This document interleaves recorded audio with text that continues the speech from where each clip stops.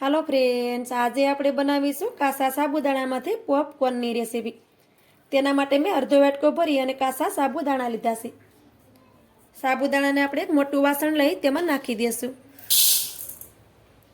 હવે આપણે સાબુદાણામાં પાણી નાખી દઈશું. સાબુદાણાને આપણે સારી રીતે ધોઈ લેવાના છે, જેથી કરી તેમાં સ્ટાર હોય તે બધો નીકળી જાય. સાબુદાણાને આપણે પાણીથી સારી રીતે ધોઈ લીધા છે. તો આ પોપકોર્ન છે તે 5-6 મિનિટમાં બની અને રેડી થઈ જાય છે અને ખાવામાં તો ખૂબ જ ટેસ્ટી લાગે છે.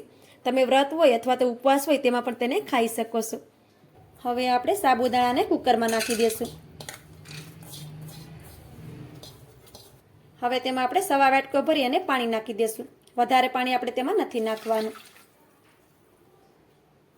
આપણે તેમાં સીટી કરવાની છે, એટલે તેમાં સવા વાટકો ભરી અને પાણી નાખી દેવાનું.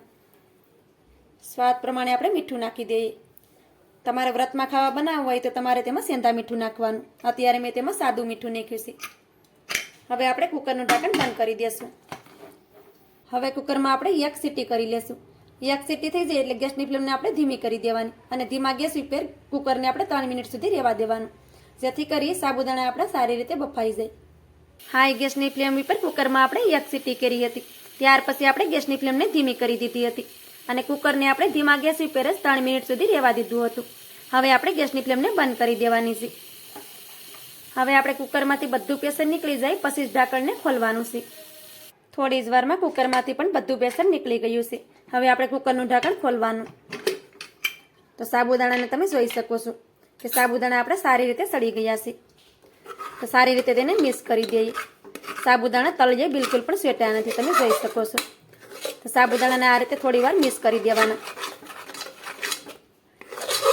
જેથી કરી આપણા પોપકોર્ન છે તે એકદમ પરફેક્ટ બને.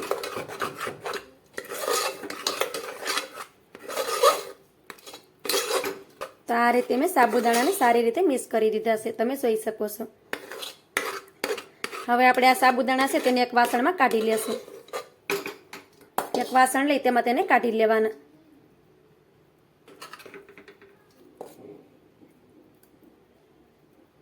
સાબુદાણાને આપણે એક વાસણમાં કાઢી લીધા છે.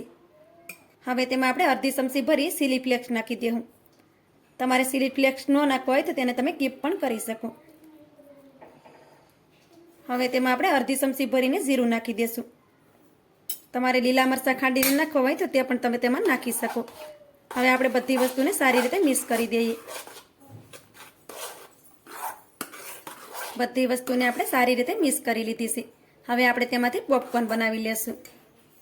પોપકોર્નને સુકવવા માટે આપણે આ રીતે પ્લાસ્ટિકની થેલી આવે છે તે જ લેવાની. તેની ઉપર પોપકોર્ન છે તે બિલકુલ પણ છોડશે નહીં. હવે આપણે પાણી લઈ લેવાનું અને હાથને પાણીવાળો કરી લેવાનો, કેમ કે સાબુદાણા શીકણા હોય છે. તો પાણીવાળો હાથ કરશું તો સાબુદાણા આપણે હાથમાં છોડશે નહીં. હવે આપણે આ રીતે થોડા થોડા સાબુદાણા લેતા જઈએ અને આ રીતે પોપકોર્ન બનાવી લઈએ. તો આ રીતે તમારે નાની સાઇઝમાં અથવા તો મોટી સાઇઝમાં પોપકોર્ન બનાવવું હોય તો પણ તમે બનાવી શકો. આ પોપકોર્ન બનતા જાજો ટાઈમ નથી લાગતો ને ખાવામાં તો ખૂબ જ ટેસ્ટી લાગે છે. હવે આપણે આવી જ રીતે બધા પોપકોર્નને બનાવી અને રેડી કરી લેશું. આ રીતે આપણે બધા પોપકોર્ન બનાવી અને રેડી કરી લીધા છે. હવે આ પોપકોર્નને આપણે 2 દિવસ માટે સુકાવા દઈએ. પોપકોર્ન આપણા સુકાઈ જાય પછી આપણે આગળની પ્રોસેસ કરીશું. પોપકોર્નને સુકાતા 2 દિવસ થયા છે અને 2 દિવસ પછી તમે પોપકોર્નને જોઈ શકો છો કે પોપકોર્ન આપણા સારી રીતે સુકાઈ ગયા છે.